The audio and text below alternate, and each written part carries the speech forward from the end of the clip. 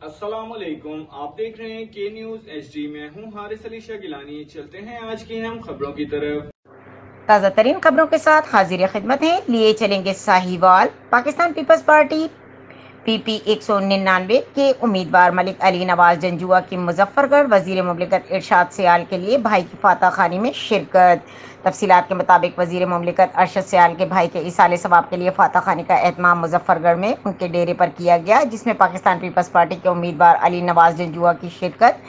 भाई की वफात पर गहरे गम का इजहार किया। मजीद इस मौके पर पाकिस्तान पीपल्स पार्टी के जियालों के अलावा अहले इलाका की सियासी, समाजी, मजहबी, सहाफती तंजीमों की शिरकत। अली नवाज जंजुआ का कहना था कि मौत पर हक है और एक न एक दिन सबको आनी है। हमें मौत से पहले इसकी तैयारी मुकम्मल कर लेनी चाहिए। दुनियावी ज़िंदगी को तर्क करके अल्लाह ताला के अहकामात पर अमल करें और इसकी मखलूक की खिदमत सर अंजाम दें।